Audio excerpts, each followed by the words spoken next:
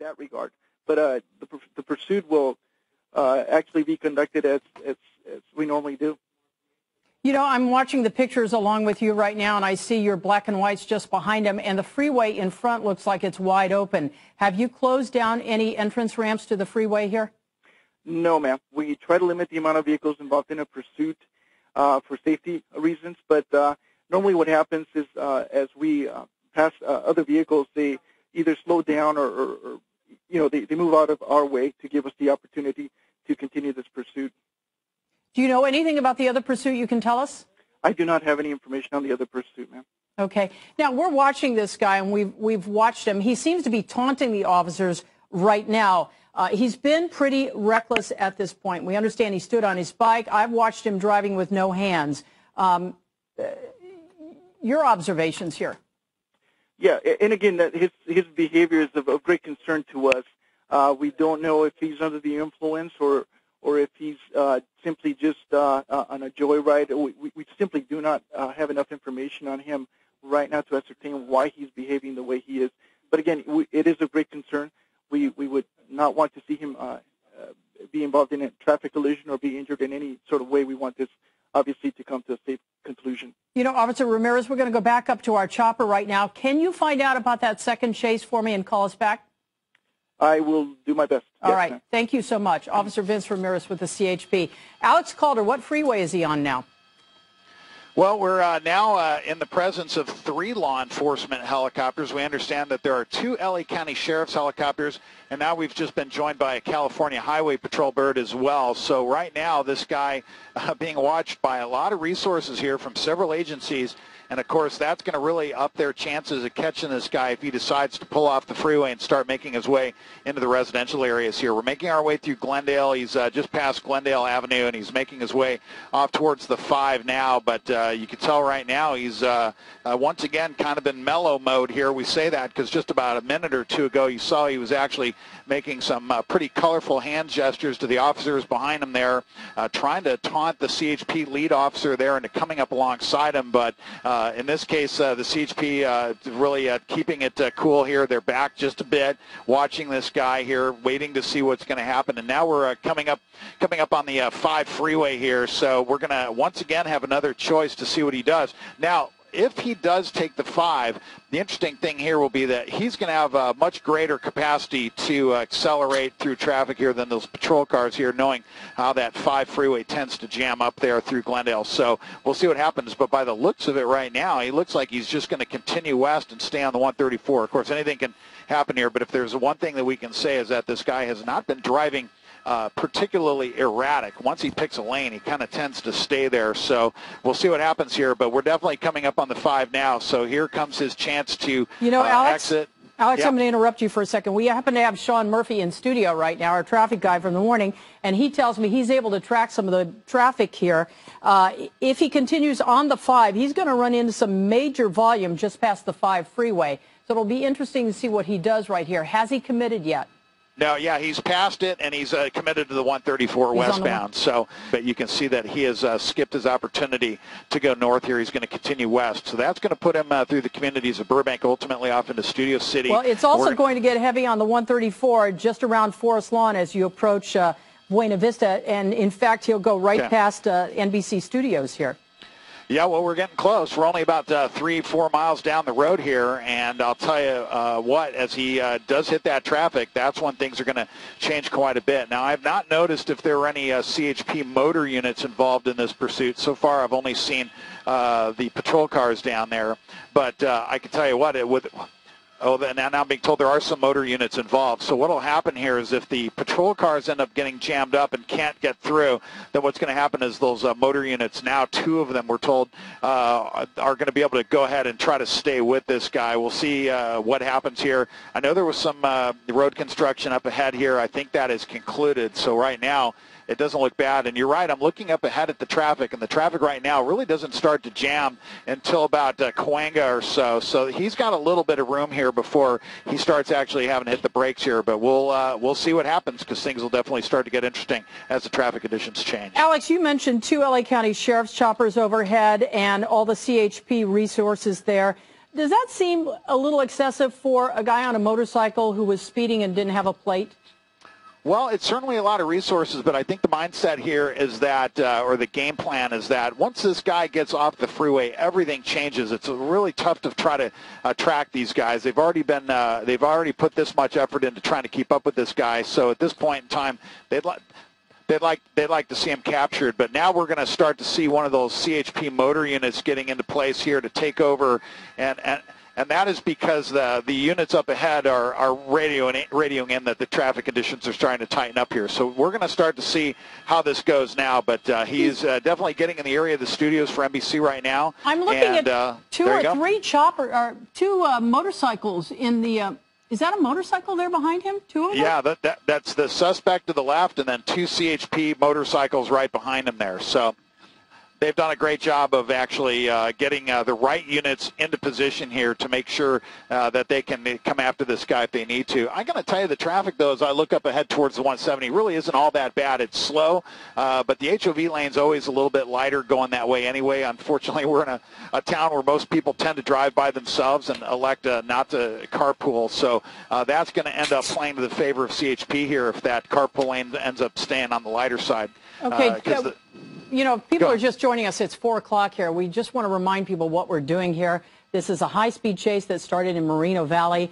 The lead motorcycle here is a guy who's been on the freeway for at least an hour and a half now, coming through Moreno Valley. We picked him up on the 210. He's on the 134 through Burbank right now, and we'll be coming up on the 170 to the 101 split here in just a couple of minutes. In fact, if you look very closely, he's just passing our studios here. I am joined on set right now with Chuck Henry. Chuck Henry has just arrived here. And, of course, we have Alex Calder, who's following it in News Chopper 4. So, Alex, got any idea on the speed down there? Well, I'd say by the looks of things, he's probably going about 70 or so, 70, maybe 80 miles an hour as he now starts making his way west 134 towards the 170 here. And there you go. You see him kind of following right alongside the line once again there. You would almost think that he would elect to take that full lane to himself, but he's choosing to kind of hug the line there. But look at this. The traffic really not that bad as we make our way into the interchange now. You'll see the main line start to slow down as he blows by that truck right there. And this is where the motor units actually are going to be really, really helpful. There's a unit from another agency there that's not involved, and you see he really didn't have anywhere to go. But this is where CHP did the right thing by having their motor unit, really involved right there. And look how close he's coming to these other vehicles. Of course, this is lane splitting that is allowed here, and as you may recall, we passed a law just recently here that prohibits how fast this guy can actually lane split. Wow, look at this. He goes over to the 170 now, and I got it, Dan, thanks. Now he's making the transition north, and I guarantee those motor units are now stuck there trying to get caught up. Look, here's the motor unit on the right side of the picture there just trying to catch up, but he's some distance away. And so there you go. Now we're committed to the 170. Now that's going to pose a whole new set of traffic challenges, and I'll tell you why. And that is where the 5 and the 170 merge together. They're building new bridges there. There's a lot of construction up there, and that particular transition is always heavy anyway.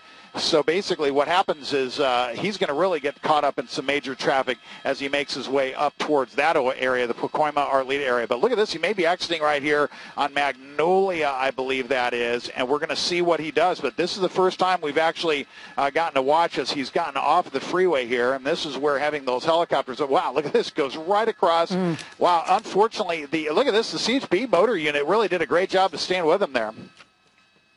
So here you go. He's getting right back on from Magnolia and continuing northbound once again. So there you go. So he now just the dipped CHP down motor and came unit back getting up a lot on the closer. freeway? That's all he did? He dipped down and came right back up on the freeway. Yeah, he exited on Magnolia and then she literally blew right through the bottom there and came right back up. And I think he was kind of hoping for some cross traffic there to shake this CHP motor officer off his tail there. But unfortunately, CHP just too good for him, and he has stayed with him there. You know, one of the things that's going to make this extremely difficult is the fact that if you're on a motorcycle, and as we know, we drive on the freeway, they're much more maneuverable. So the congestion on the freeway is not going to be as big a problem as it might be at this time of the afternoon. Well, you know, right now it's really hit or miss depending on where you're going, Chuck. Right now we're looking up ahead here, and this is kind of a typical northbound 170 rush hour drive here. It's going to be clean all the way up to about Roscoe or just past Sherman Way, and then all of a sudden things really hit the brakes up there. And like I say, Caltrans is actually trying to make things better on this freeway by putting in a new bridge up ahead there. But that bridge, unfortunately, part of it's done, part of it's not done. So that's going to make for a lot of construction delays, and that's going to make things messy for this particular pursuit. And this is where we're lucky that we have those motor officers behind there. Now, look, he's waving his hand around here. Not sure why he's doing that, but clearly thinking about something there. He seems a little preoccupied, and he's in the number 2 lane heading northbound. He's coming up to Sherman Way, and we'll see what happens as he keeps going north here. Once again, we're very fortunate. We have Sean Murphy in studio with us, and he says you have about 3 miles of pretty good conditions until right around Roscoe. And then right at the 5, it really picks up, and it's very heavy. Alex, have the CHP officers on bikes been with him since Moreno Valley?